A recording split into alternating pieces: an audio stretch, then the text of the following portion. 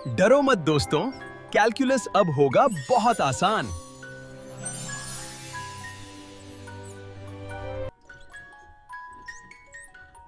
नमस्कार।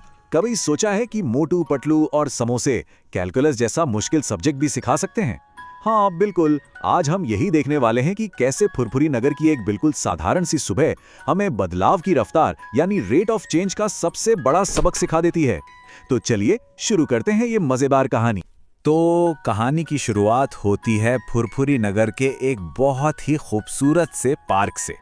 सुबह का वक्त है और हमारे प्यारे मोटू जी एक बेंच पर बैठे हैं।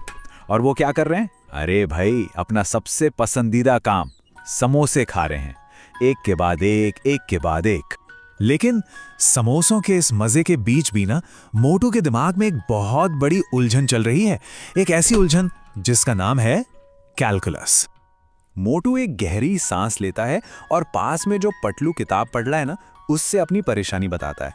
कहता है, यार स्कूल में कैलकुलस शुरू होने वाला है और ये रेट ऑफ चेंज, डेरिवेटिव, ये सब शब्द मुझे बहुत डरा रहे हैं। ये उलझन थोड़ी जानी पहचानी सी लगती है ना? और बस यही एंट्री होती है हमारे हीरो पतलू की। मोटू की चिंता सुनकर पतलू घबराता नहीं है, बिल्कुल नहीं, बल्कि वो तो मुस्कुराता है। उसका मानना है कि कैलकुलस मुश्किल है ही नहीं, बस उसे समझने का तरीका सही होना चाहिए। अब पतलू मोटू को बदलाव की रफ्तार का वो राज बताने वाला है जो अक्सर किताबों के भारी भरकम शब्दों में कहीं खो सा जाता है। और मजे की बात यह है कि इसके लिए वो एक लाइव डेमो का इस्तेमाल करने वाला है। और देखो, ठीक उसी समय सामने से जॉन अपनी साइकिल पर आता है। पहले तो वो बिल्कुल धीरे धीरे साइकिल चला रहा था और फिर अचानक उसने अपनी स्पीड बढ़ा दी, एकदम तेज। मोटू और पतलू बस उसे देखते रह गए। मोटू तो तुरंत बोल पड़ता है, अरे पतलू देखो देखो। जॉन पहले तो कछुए जैसा चल रहा था और अब देखो खरगोश बन गया। मोटू की बात एकदम सही थी और बस यहीं पतलू को अपना मौका मिल गया। पतलू समझाता है, बस मोटू, अरे यही तो है रेट ऑफ चेंज। देखो, जॉन की स्पीड पहले कम थी, फिर ज्यादा हो गई। इसका मतलब उसकी स्पीड में एक बदलाव आया है ना? और ये बदलाव कितनी तेजी से हुआ, बस उसी को कैलकुलस की भाषा में रेट ऑफ चेंज कहते हैं। देखो कितना आसान है। अब सबसे दिलचस्प बात पता है क्या है? ये कि कैलकुलस सिर्फ मैथ्स की किताबों या साइकिल के स्पीड तक ही नहीं है। अरे नहीं, ये तो हमारी जिंदगी के हर हिस्से में मौजूद है। चलिए देखते हैं कैसे। पतलू मोटू को उसी का उदाहरण देता है। वो कहता है, अरे मोटू, जरा याद करो, पिछले हफ्ते तुम रोज 10 सवाल हल करते थे और इस हफ्ते 20 करने लगे हो। मतलब तुम्हारी सवाल हल करने की स्पीड बढ़ गई है। बस यही तो है तुम्हारी पढ़ाई का पॉजिटिव रेट ऑफ चेंज। और ये सुनते ही मोटू की आंखों में एक चमक आ जाती है।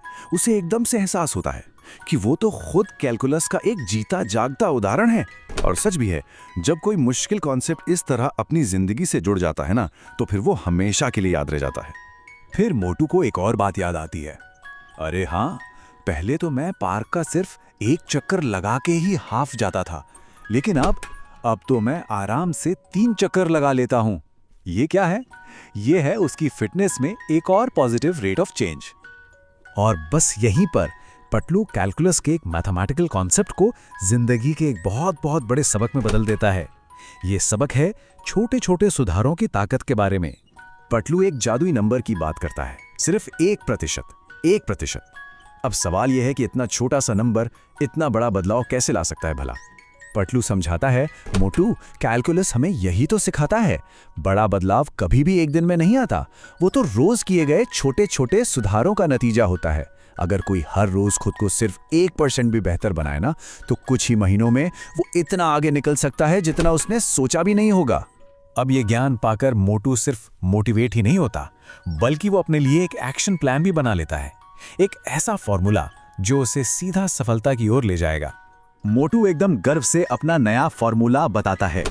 आज से मेरा नया फॉर्मूला है, daily improvement is equal to future success. मतलब रोज का सुधार ही भविष्य की सफलता है। ये एक बहुत ही सिंपल लेकिन उतना ही पावरफुल आइडिया है जिसे कोई भी अपनी जिंदगी में अपना सकता है। और कहानी अपने मजेदार अंदाज में ही खत्म होती है।